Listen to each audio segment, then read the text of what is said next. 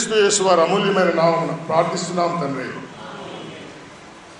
మనం ముందుగా చదువుకున్న లేఖన భాగంలో అంటే కొలస్సీలకు రాయబడిన పత్రిక 4వ అధ్యాయంలో 10, 11, 12, 13, 14 వచనాలు చదువుకున్నాం.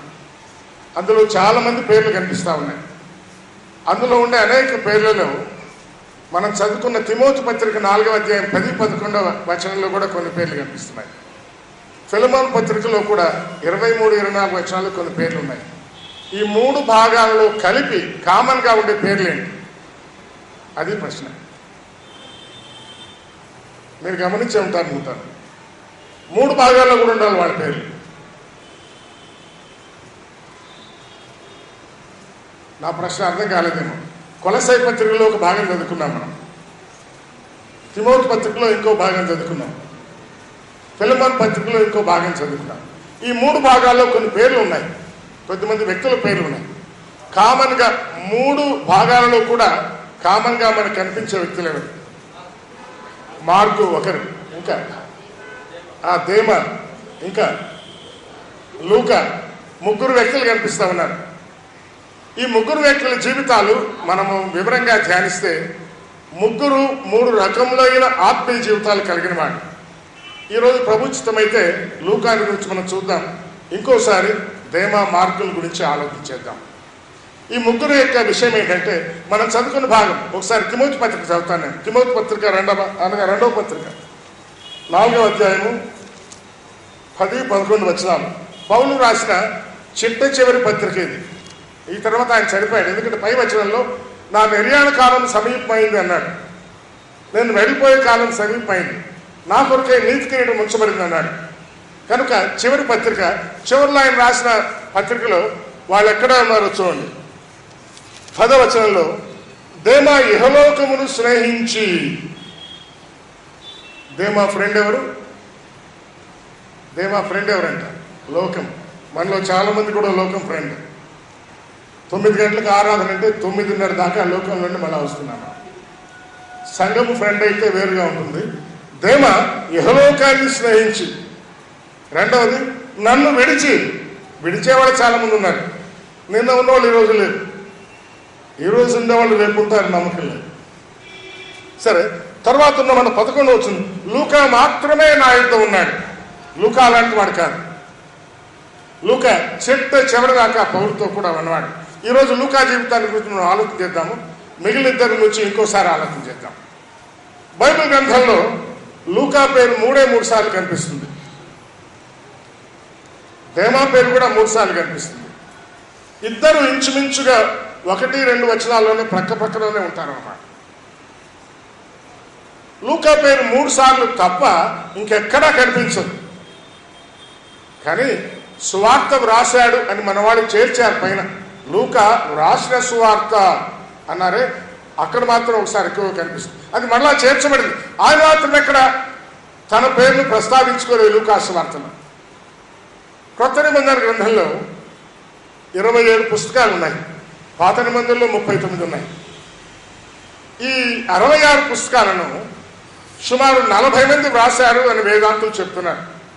ఆ మాట కరెక్ట్గా ఇంచుమించుగా మనం కూడా చూడచ్చు. సుమారు 40 మంది. కొత్త నిబంధన గ్రంథాన్ని 8 లేక 9 మంది వ్రాసారంటూ ఉంటారు. ఎందుకంటే హెబ్రీ పత్రిక రాసిన వాళ్ళు ఎవరో స్పష్టంగా మనకు తెలియదు. హెబ్రీని పౌలే వ్రాసాడని, పౌలు వ్రాయలేదని ఇది అన్ఎండింగ్ డిబేట్ లాగా ఉంది. కాబట్టి మనం 2 రకాలుగా అవసరమైనట్టు వాడుకోవచ్చు. కనుక హెబ్రీ పత్రిక ఇంకొకరు రాశారంటే క్రొత్త నిబంధనలు 9 మంది రాశారనుకోవచ్చు. ఈ మొత్తం 40 మందిలో లూకా ఒక్కడే అన్యుడిగా మనకు కనిపిస్తాడు. మిగిలిన 39 మంది కూడా ఇశ్రాయేలు వంశానికి చెందిన వాళ్ళే. ఈరోజు అన్యుడైన లూకాని గురించిన జీవితాన్ని మనం ఆలోచన చేయబోతున్నాం. అనగా అన్యుల్లో నుండి ప్రభువుని నమ్ముకున్నవాడు. దేవుడు ఆయన్ని ఎట్లా వాడుకున్నాడు, ఏ రీతిగా వాడుకున్నాడు, ఇంకా చెప్పాలంటే ఎంత గొప్పగా వాడుకున్నాడో మనం చూడబోతున్నాం. ఎందుకు గొప్పని మీరు అంటారంటే, ఒక గొప్పతనం ఏంటి అంటే క్రొత్త నిబంధనలో 27 పుస్తకాలు ఉన్నాయి. కొన్ని పెద్ద పుస్తకాలు ఉన్నాయి, కొన్ని చిన్న పుస్తకాలు కూడా ఉన్నాయి. అన్నీ పెద్దవే కాదు, అన్నీ చిన్నవి కాదు. పౌలు హెబ్రీ పత్రిక మినహాయిస్తే 13 పత్రికలు రాశాడు.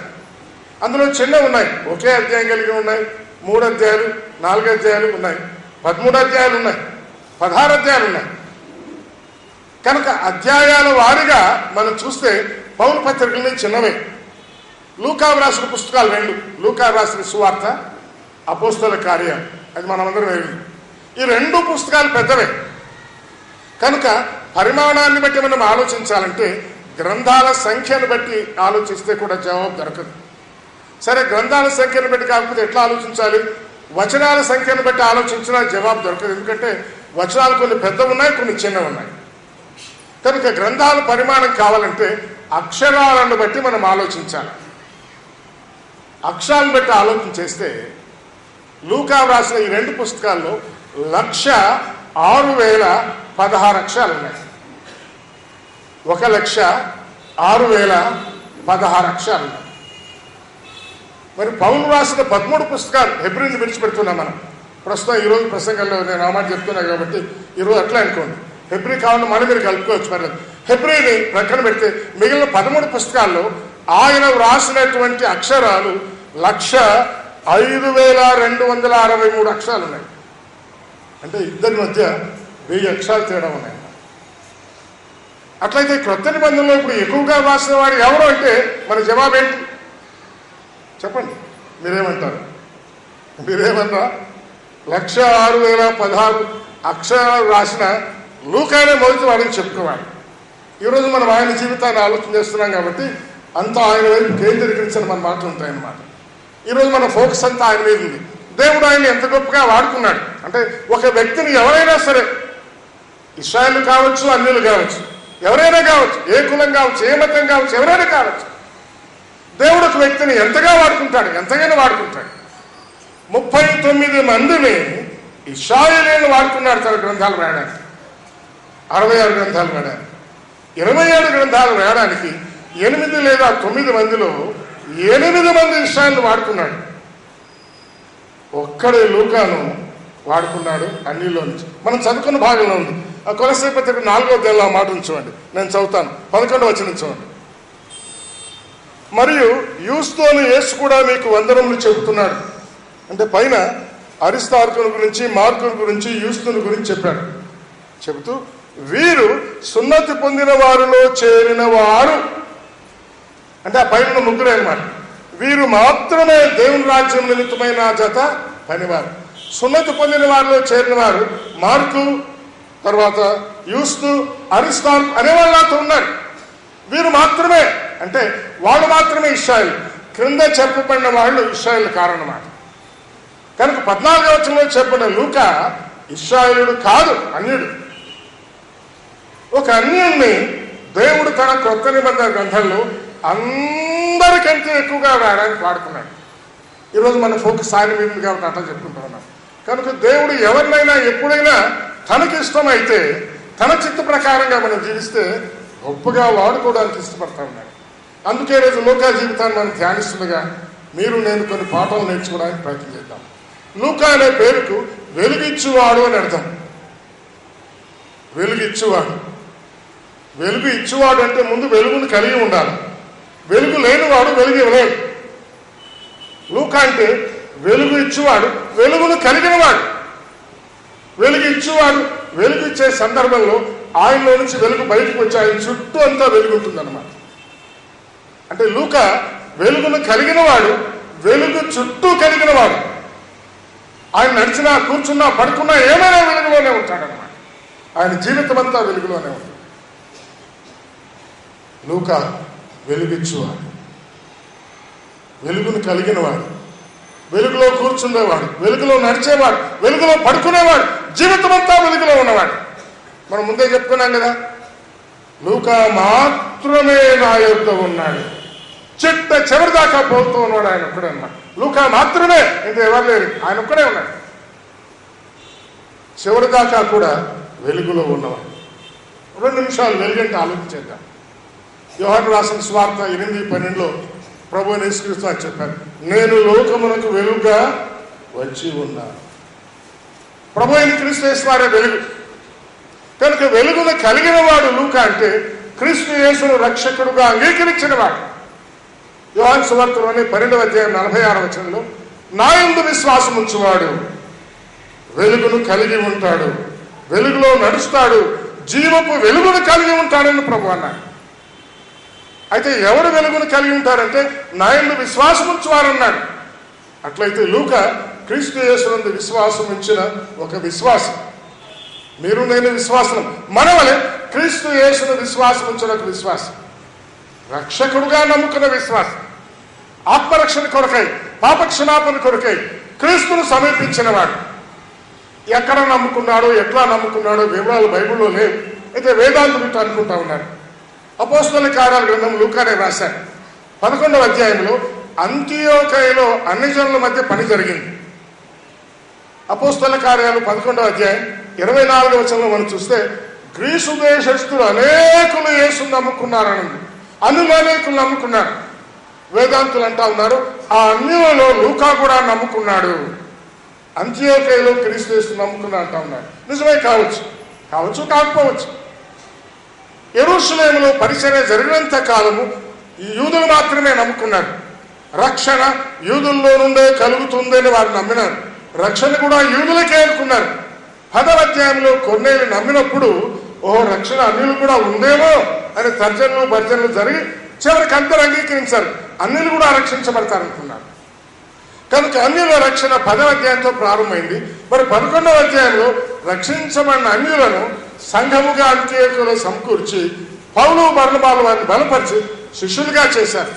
అప్పటి నుండి ఆత్మీయ జీవితానికి కేంద్రమైన యెరూషలేం సెంటర్ కూడా మారిపోయి అంత్యోక్యకి వచ్చింది.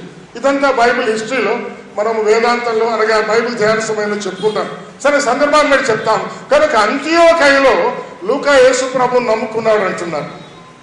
మంచిది, అంత్యోకయలో నమ్ముకున్నాడు. కానీ ఆ తర్వాత మనకు లూకా సువార్త 16వ అధ్యాయం 9వ వచనంలో కనిపిస్తాడు కానీ ఆయన పేరు కనిపించదు.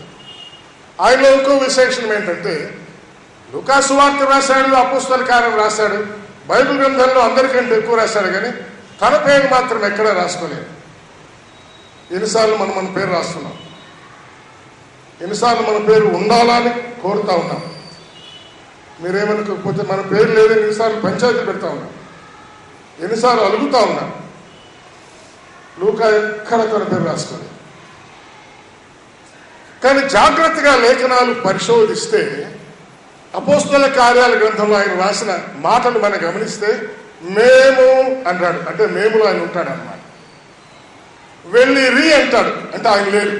వెళ్ళితి మీ అంటాడు, మీ అంటే ఆయన కూడా ఉన్నాడు అన్నమాట. వెళ్ళితి మీ అంటే కనుక ఈ మాటలు ఆలోచన చేసినప్పుడు వచ్చిరి అన్నారు, అంటే తన దగ్గరికే వచ్చారనమాట. వెళ్ళిపోయిరి అంటే వెళ్ళిపోయారు. కనుక ఇలాంటి పదాలు చూచినప్పుడు 16వ అధ్యాయం 9వ వచనంలో లేదా 8వ వచనంలో ఆయన త్రోయలో ఉన్నాడు మనకు అర్థమైంది. త్రోయలో ఉండేవాడు. లూకా 4:14 మనం చదువుకున్నప్పుడు లూకాను ప్రియుడైన వైద్యుడు అన్నాడు. ఆయన వైద్యుడుగా ఉన్నాడు, త్రోయలో ఉన్నాడు. వైద్యుడే వైద్య వృత్తిలో ఉన్నాడా? ఆ వృత్తిలో కూడా ఉన్నాడు. లేకపోతే ఆ మాట బైబిల్లో రాయబడి. మీకు కావాలంటే నేను 99 దాకా ఇంజనీర్గా పనిచేశాను. అప్పుడు ఎవరైనా నేను ఇంజనీర్ అనేవాళ్ళు, ఈరోజు ఎవరన్నా ఈరోజు అన్నంటే సువార్త సేవకుడు అంటారు అంతే. కనుక ఆ పనిలో కొనసాగకపోతే కొలస్సే పత్రిక రాసే సందర్భంగా అనగా పౌలు జైల్లో ఉండి రాశాడు చివరి దినాల్లో, అప్పుడు కూడా ఆయన వైద్యుడు అనే మాట అంటా ఉన్నాడు. లూకాను ప్రియుడైన వైద్యుడును నాతో కూడా ఉన్నాడు. కనుక దేవుడు వైద్యాన్ని ప్రేమిస్తాడు, వైద్యులను ప్రేమిస్తాడు. దేవుడికి అందరూ కావాలి, వైద్యులు కావాలి. దేవుడు ఆ మాట రాయించాడు బైబిల్లో. వైద్య వృత్తిలో ఉన్నాడు, త్రోయలో ఉన్నాడు. మనం ఇప్పుడు చెప్పుకున్న సంగతులు క్రీస్తు యేసునందు విశ్వాసం ఉంచిన వాడు రక్షించబడ్డాడు. ఏం నమ్మాడు? లూకా రాసిన స్వార్థలో మొట్టమొదటి ఆయన చెప్పాడు, ఆది నుండి యేసుక్రీస్తు వారి జీవిత చరిత్రను తరచి పరిష్కారంగా అనేకులు తెలుసుకున్నారు. నేను కూడా తెలుసుకున్నాను అన్నాడు. క్రీస్తు యేసు వారి జీవిత చరిత్ర తరచి పరిష్కారంగా అంటే ఒక రకమైన రీసెర్చ్ చేసి తెలుసుకున్నాడు అన్నమాట. లూకా సువార్త చాలా విశేషమైన సువార్త. మత్తయి మార్కులో లేని అనేక విషయాలు లూకాలో ఉన్నాయి, యోహానులో లేనివి కూడా ఉన్నాయి. ఇంకోటి కూడా అందులో అన్నాడు, వాటన్నిటినీ వరుసగా నీ పేరుతో వ్రాస్తున్నాను కేయుఫులు అన్నాడు. కనుక ఎప్పుడైనా క్రోనలాజికల్ ఆర్డర్ కావాలంటే లూకా సువార్తకు మనం వెళ్ళాలి. ఏ సూచక్రియ ముందు చేశాడు, ఏ తర్వాత చేశాడంటే వరుసగా వ్రాయబడిన స్వార్థ లూకా స్వార్థ. కనుక లూకా రైటింగ్స్ కూడా స్పెషాలిటీ కలిగినవి. ఆయన మాటలు ప్రత్యేకమైనవి, ఆయన వ్రాతలు కూడా ప్రత్యేకమైనవి. లూకా సువార్తలు క్రీస్తు యేసు వారి శిలువను గురించి, ఆయన మరణాన్ని గురించి, రక్షణను గురించి, ఆ దొంగ నేను నీవు నాతో కూడా పరదేశంలో ఉంటావని చెప్పిన మాట లూకానే రాశాడు. కనుక లూకా తన జీవితంలో క్రీస్తు యేసును రక్షకుడుగా ఎరిగినవాడు, విశ్వాసం వచ్చినవాడు, ఆత్మరక్షణ కొరకై పాపక్షమాపణ కొరకు ఆయన సమీపించినవాడు, క్రీస్తు యేసును పాపాలు క్షమించమని అడిగినవాడు, రక్షించబడినవాడు, పరలోకానికి నేను కూడా దొంగలాగా వెళ్తాను అనే నిరీక్షణ కలిగినవాడు. అందుకే ఆ మాటలు స్పష్టంగా తన స్వార్థలో రాశాడు. సరే, రక్షణ సందర్భంగా నేను వచ్చేసరికి గెలపడాలనుకోవట్లేదు, ఆయన జీవితం మిగిలిన చూడాలి. రక్షించబడ్డాడు కానీ త్రోయలో ఉన్నాడు. ఆ భాగంలో మనం చదువుకుంటే అపోస్తలుల కార్యాలు 16వ అధ్యాయంలో ఆసియాలో వాక్యం చెప్పకూడదని పరిశుద్ధాత్మ పౌలును ఆటంకపరిచాడు. ఎంత విచిత్రమో చూడండి. సువార్త చెబుదామంటే కూడా ఆటంకపరుస్తున్నాడు పరిశుద్ధాత్మ. వారు ముసియా దాటి బితూనే వెళదామనుకున్నారు. యేసు యొక్క ఆత్మ వారిని వెళ్ళలేదు. యేసు ఆత్మ ఆపేస్తాడు. పరిశుద్ధాత్ముడు నీతో ఏం మాట్లాడుతున్నాడో, నీకేం చెప్తున్నాడో వింటున్నావా? నిన్ను ఎక్కడికి పొమ్మంటున్నాడో వింటున్నావా? ఎక్కడికి వద్దంటున్నాడో వింటున్నావా? ఒకసారి పొమ్మంటాడు, ఇంకోసారి వద్దంటాడు. వారు ముసియా దాటి బితూనేకి వచ్చారు. యేసు యొక్క ఆత్మ వారిని వెళ్ళలేదు. వారికి దిక్కుతోచకుండా త్రోయకు వచ్చారు. త్రోయలో లూకా ఉన్నాడు, నమ్మినవాడు, డాక్టర్ గారు అక్కడున్నాడు. అక్కడికి వచ్చారు. ఆ రాత్రి వేళ వాళ్ళందరూ ప్రార్థన చేస్తా ఉన్నారు. 9వ వచనంలో 16వ అధ్యాయంలో మాసిదోనియా దేశస్థులు ఒకరు కనిపించారు. అయ్యలారా వచ్చి మాకు సహాయం చేయని అని అంటాం. మాసిదోనియాలో సువార్త అక్కడుంది, అందుకు దేవుడు ఆశయాలు వాక్యం చెప్పొద్దన్నాడు. బితునీకి వెళ్తామంటే వెళ్ళొద్దు ఆటంకపరిచాడు. కనుక మిమ్మును నన్ను దేవుడు ఎప్పుడైనా ఆటంకపరిస్తే ఆయన ఉద్దేశం మరొక రీతిగా ఉందని అర్థం చేసుకోవాలి. ఓ మాసిదోనియాకి వెళ్ళాలి కదా అనుకున్నాడు. బైబిల్లో కొన్ని వచనాలు తప్పుడుగా అర్థం చేసుకుంటూ ఉంటాడు. ఆసియాలో వాక్యము చెప్పకూడదని పరిశుద్ధాత్మ ఆజ్ఞాపించాడని ఈ మాటను బీజేపీ వాళ్ళు పట్టుకున్నారు. మీ దేవుడే ఆసియాలో వాక్యం చెప్పొద్దు అంటాడు, మీరేం చెప్తా ఉన్నారు ఇక్కడ అంటున్నారు. ఆ సందర్భం వేరు. దేవుడు ఒకసారి చెప్పంటాడు, ఇప్పుడు ఇంకోసారి చెప్పంటాడు. 16లో చెప్పొద్దు అన్నాడు, మళ్ళా 18లో చెప్పన్నాడు, 19లో చెప్పన్నాడు.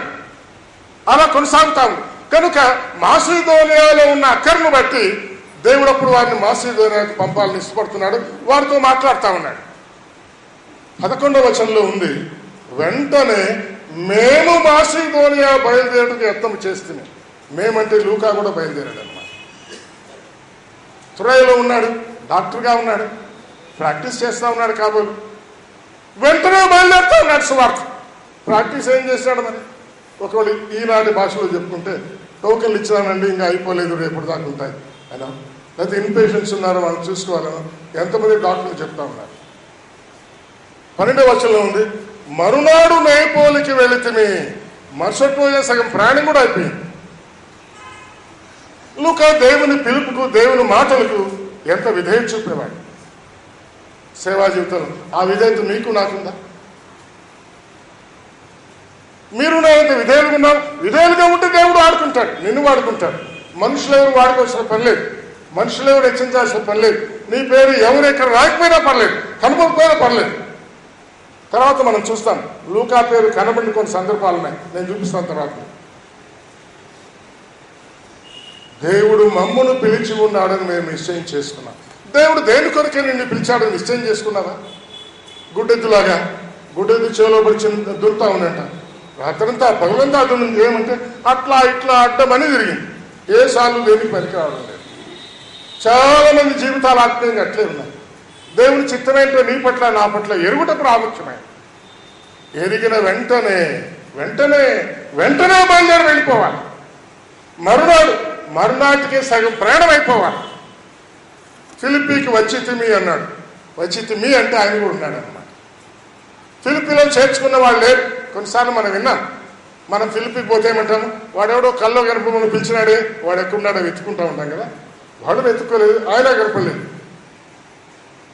పిలిచిన దేవుడే వాళ్ళ మనసులో ఉన్నాడు కానీ ఏ మనుషులు, ఏ వ్యక్తులు వాళ్ళ మనసులో లేదు. విశ్రాంతి దినమున పట్టణపు గవిని దాటి నదీ తీరమున, పట్టణంలో ఎవరు చేర్చుకోలేదు, పట్టణంలో వాకింగ్ అడిగిన వాళ్ళు లేరు, నదీ తీరానికి వెళ్ళిపోయారు, నదీ తీరములో మాట్లాడుతున్నారు. దేవుడు లుదియా హృదయాన్ని తెరిచాడు. తర్వాత హృదయం దయం పట్టిన బిడ్డ బాలిక హృదయాన్ని దేవుడు తెరిచాడు. చెరసాల నాయకుడు హృదయం తెరిచాడు దేవుడు. వాళ్ళందరూ రక్షించబడ్డారు, బాప్సం పొందారు, సంఘముగా ఏర్పడినారు. 16వ అధ్యాయంలో మనం ఎరిగిన సంఖ్యలు పౌలును శీలను కాళ్లకు బొండ వేసి కొట్టి గాయపరిచి ఊరు విడిచిపెట్టి వెళ్ళిపోమన్నారు గ్రామాధికారి. ప్రభుత్వానికి లోబడి వాళ్ళు వెళ్ళిపోయారు, కానీ లూకా మాత్రమే అక్కడ ఉన్నాడు, నిలిచి ఉన్నాడు. ఎంత గొప్ప వాడొచ్చు అని. మనమైతే ఏం చేస్తాం? నిన్ను కొట్టారన్నా, రేపు నన్ను కొడతారు, నేను నీతో పాటు వస్తాను పద అంటాం కదా. లూకా రీతి కన్నవాడు కాదు. నిన్న మిమ్మల్ని కొట్టారా, రేపు మమ్మల్ని కొడతారు, సరే మమ్మల్ని వెళ్ళిపోమనేంత వరకు ఇక్కడే ఉంటాం. అక్కడే ఉన్నారు. అపోస్తలుల కార్యాల భాష మనం చూస్తే 20వ అధ్యాయం 7వ వచనంలో మళ్ళా మేము వెళ్ళితిమి, ఫిలిప్పీని విడిచి వెళ్ళితిమి అంటున్నాడు అన్నమాట.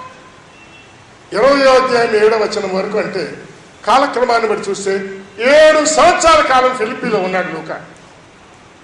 పౌలు రాలేదు, శీలా రాలేదు 7 సంవత్సరాలకు. వీళ్ళెవరు రాలేదు, తాను మాత్రం అక్కడే ఉన్నాడు. సంఘాన్ని బలపరుస్తున్నాడు, సంఘాన్ని స్థిరపరుస్తా ఉన్నాడు. ఫిలిప్పీలో సంఘాన్ని 7 ఏళ్ళు ఎంత బలపరిచాడో, ఈరోజు మీరు ఫిలిప్పీకి వెళ్తే ఈరోజు కూడా ఫిలిప్పీలో సంఘం ఉంది. మీరు ఇంటర్నెట్లో కొట్టి చూడండి, కావాలంటే క్రిస్టియన్ అసెంబ్లీ లేదా చర్చ్ ఫిలిప్పీ అని కొట్టండి, అడ్రస్, డోర్ నెంబర్ అంతా వీధి అంతా మీకు అనిపిస్తుంది. వాళ్ళ ప్రిన్సిపల్స్, వాళ్ళ ప్రాక్టీసెస్ మీరు చూడండి, ఇంచుమించుగా మనం చేసే రకంగానే ఉన్నాయి. ఒక 7 సంవత్సరాలు ఒక డాక్టర్ గారు ఒక ఊర్లో నిలిచి వైద్యబుద్ధి చేశాడేమో, పేషెంట్ చూశాడేమో, నమ్మిన వారిని, నమ్మిన హృదయాన్ని, ఆ దయం బట్టి బిడ్డను, చెరసాల నాయకుడిని, ఆ ఇంటి వారిని, మిగిలిన వారందరినీ ఆత్మీయంగా బలపరిచాడు. ఆయన చేసిన ఆ పని 2000 సంవత్సరాలుగా భూలోకంలో నిలిచింది. మీ పని నా పని ఎన్ని రోజులు ఉంటుందో చూడండి. గాలి ఊదినట్టుకు వెళ్ళిపోతాము. ఏమేమో చేశాము, పేకమేడలాగా కుప్పలాగా కూలిపోయింది. ఎటువంటి పని చేస్తా ఉన్నామో చూడండి. సంఘం అంటే లూకాకి ఎంత భారం ఉందో చూడండి. సంఘం అంటే లూకా మనసులో ఏంటో చూడండి. సంఘానికి కొరకు ఎంత ప్రయాసపడుతున్నాడో చూడండి. ఈ కొలసాయి పత్రికలో 1:22 పౌలు రాస్తూ ఈ పత్రికలో అన్నాడు ఆయన, సంఘము అను ఆయన శరీరము కొరకు క్రీస్తు పాటలు పడ్డాడు. మనము పాటలు పడుతున్నాం. ఎవరి కోసం పాటలు పడుతున్నాం? నా పేరు కోసం, నా ప్రఖ్యాతి కోసం. నా పేరు కనపడలేదే, నేను కనపడలేదే, నన్ను పిలవలేదే, నేను పోలేదే, వీటి కోసం ప్రాకులాడుతున్నావా? దేనికోసం ప్రాకులాడుతున్నా? క్రీస్తు యేసు దేని కొరకే శ్రమలు పొందాడు? సంఘము ఆయన శరీరం కొరకే పాటలు పడ్డాడు. నువ్వు దేని కొరకు పాటలు పడుతున్నావు? లూకా తన జీవితకాలం అంతా సంఘము కొరకే పాటలు పడ్డాడు. తన పేరు కొరకు, ప్రఖ్యాతుల కొరకు పాటలు పడ్డాడు. ఎక్కడ తన భార్య ప్రస్తావన లేదు, కుమారుల ప్రస్తావన కూడా లేదు. కొన్నిసార్లు భార్యల కొరకు ప్రయాసపడేవాళ్ళున్నారు, పిల్లల కొరకు ప్రయాసపడేవాళ్ళున్నారు. వాళ్ళ విషయమై వాళ్ళ ముందుకు నెట్టాలి, వీళ్ళ ముందు, ఇవన్నీ ఏమో ఆయన జీవితంలో కనపడదు. ప్రభువు పౌలు వంటి దైవజనుడు ఆయనతో పాటే ఉన్నాం. లూకా మాత్రమే నా యొద్ద ఉన్నాడు. అందరూ పోతా ఉన్నారు, వస్తున్నారు. కొంతమంది పర్మనెంట్ గా విడిచిపోయినారు. ఈయన మాత్రం విడిచేవాడు కాదు. ఒకవేళ ఇలాంటి వ్యక్తి ప్రభు ఆలోచించాడు, లూకా క్రొత్త నిబంధన అంతట్లో ఎక్కువ భాగం నువ్వే రాయాలి. ఎందుకు? నీ జీవితం నాకు ఇష్టమైంది, నీ విధానాలు నాకు ఇష్టమైనవి, నీ ప్రవర్తన నాకు ఇష్టమైంది, నీ మనసు నాకు ఇష్టమైంది, నీ ఆంతర్యం నాకు ఇష్టమైంది, నీ ఉద్దేశాలు నాకు ఇష్టమైనవి. నీ పేరు వెలిగించేవాడు, వాక్యపు వెలుగు, సంఘ క్రమాల వెలుగు. ఏ విషయాలు నేను వినిపించాలో సంఘానికి, ఆ వెలుగు నీలో నుంచి బయటికి రావడం నేను ఇష్టపడుతున్నాను. నేను చూస్తా ఉన్నాను, సంతోషిస్తా ఉన్నాను. నా సువార్త నువ్వు రాయాలి.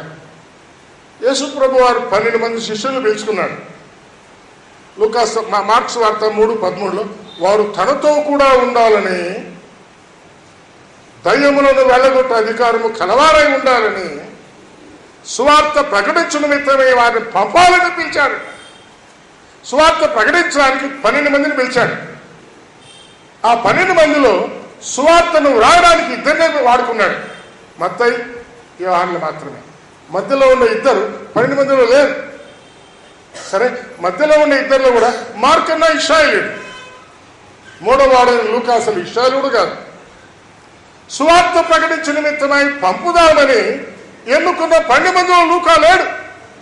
కానీ సువార్తను లోకానికి వ్రాతమూలకంగా అందించాలని ఎన్నుకున్న వారు లూకా ఉన్నాడు. ఎందుకు ఎన్నుకున్నాడు?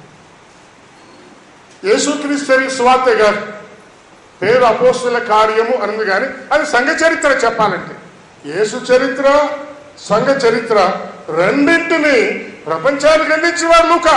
ఇదే ప్రాముఖ్యమైనది. ఒకవేళ అపోస్తుల కార్యాల గ్రంథమే లేకపోతే మిగిలిన గ్రంథాలన్నిటి యొక్క విషయాలు తెలుసుకోవడానికి మనకు ఏమాత్రం అందుబాటుగా ఏ లేఖనాలు మనకు అందేవి కావు. అపోస్తుల కార్యం అనేది ఒక స్కెలిటన్ లాంటిది అనమాట.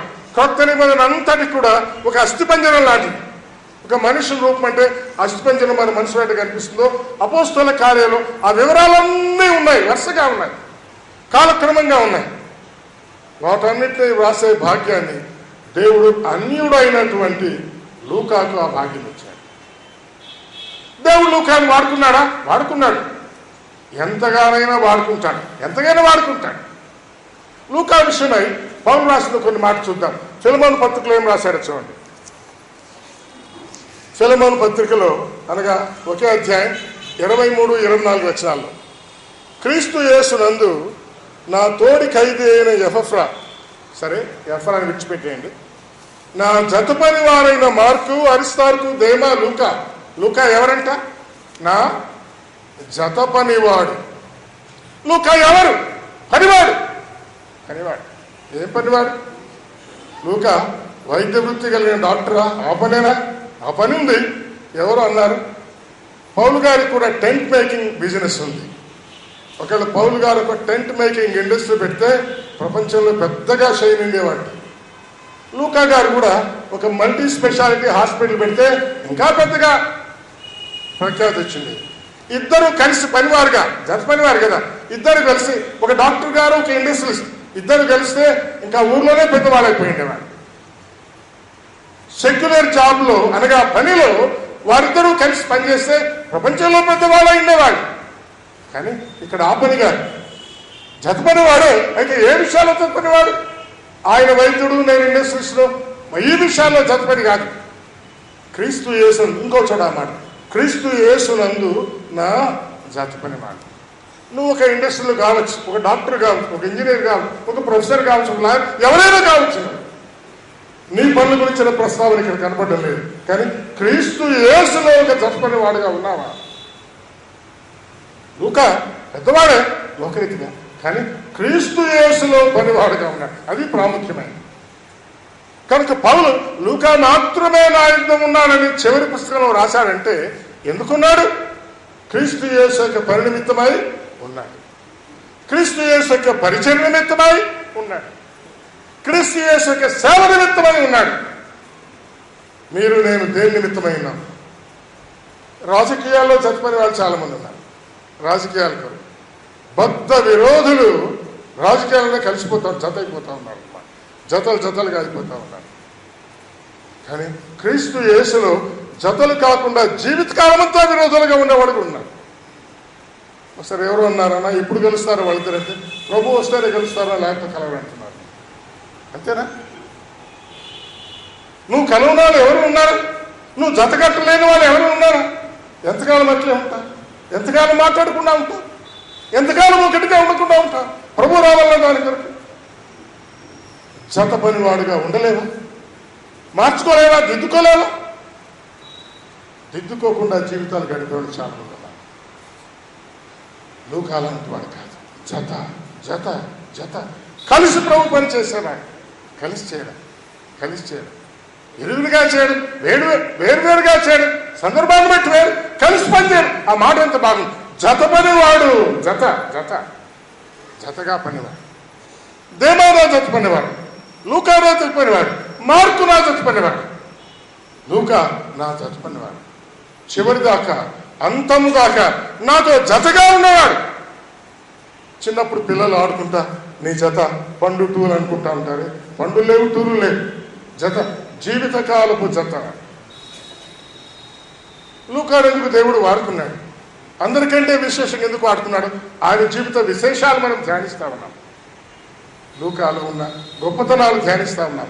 లూకాలో మీరు నేను నేర్చుకోవాల్సిన విషయాలు ధ్యానిస్తా ఉన్నాం. లూకా మాత్రమే నాయుడుతో ఉన్నాడు, చివరిదాకా ఉన్నాడు. మిగిలిన వాళ్ళు విడిచిపోయినారంటే ఆయన సేవలో రాణించిన కాలం వెనకబడి ఉన్నాడు.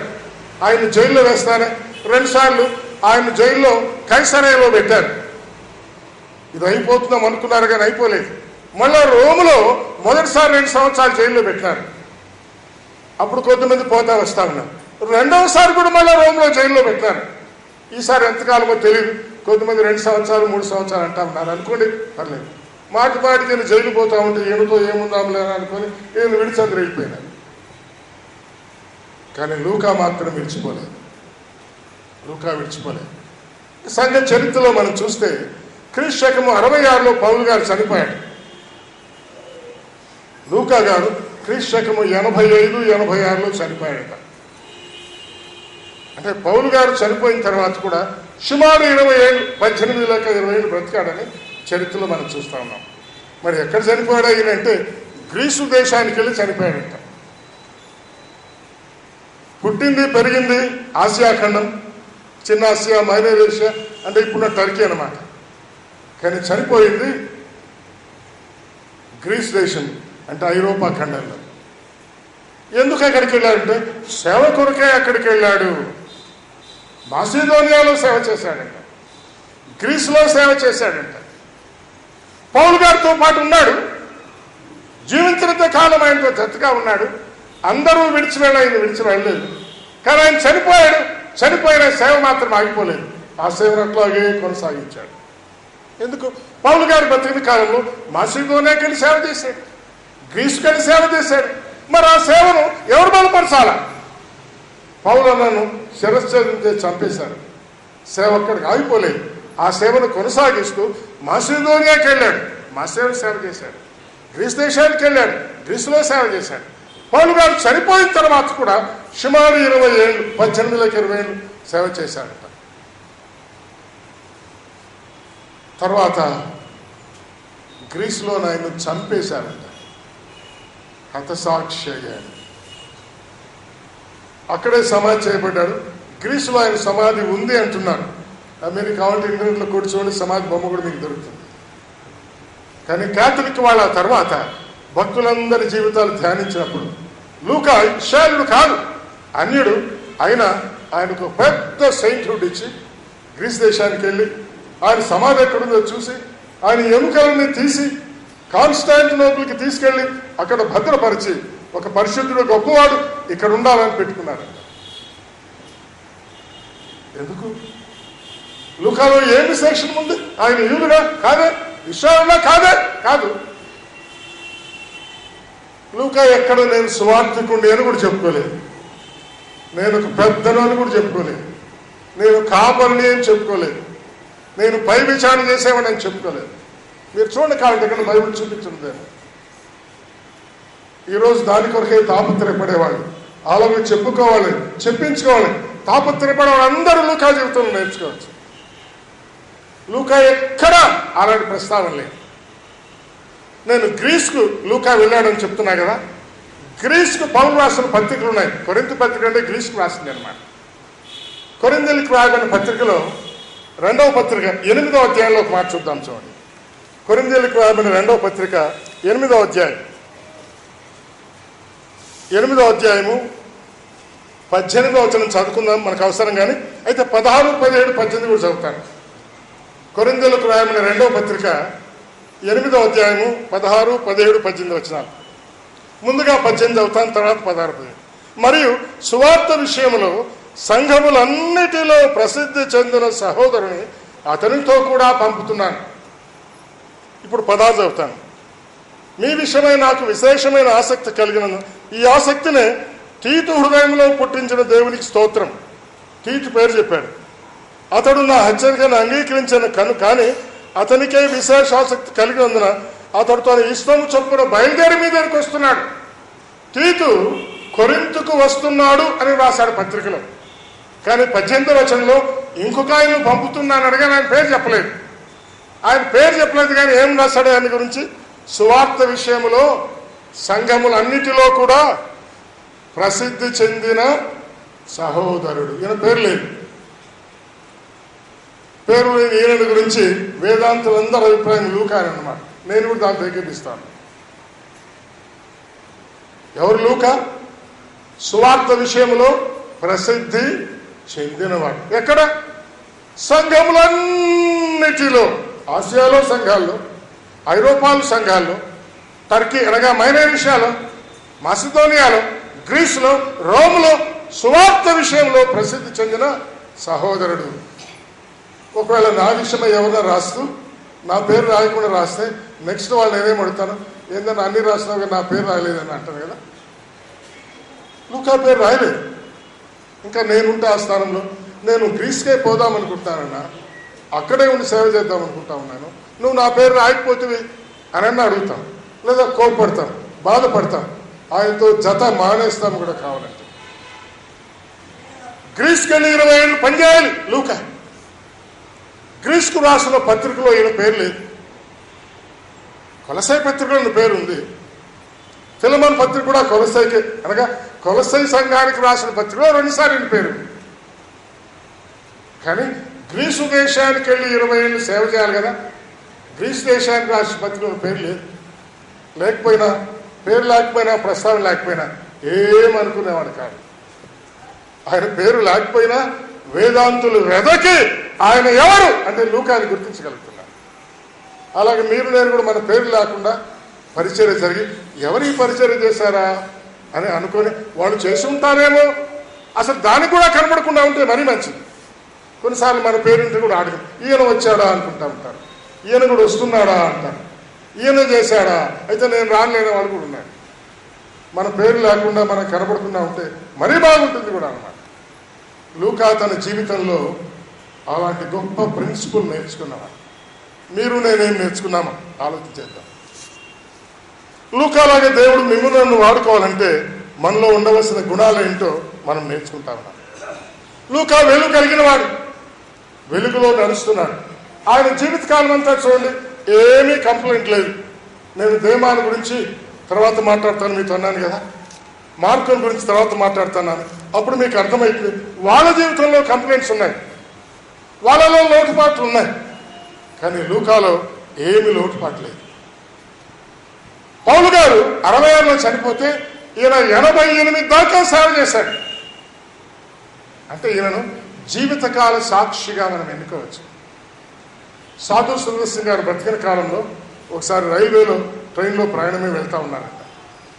మెడ్రాస్లో ఇప్పుడు లేమెన్స్ ఎవాంజలికల్ ఫెలోషిప్ ఉంది, దాన్ని స్థాపించిన వాడు ఎన్ డానియల్ గారని.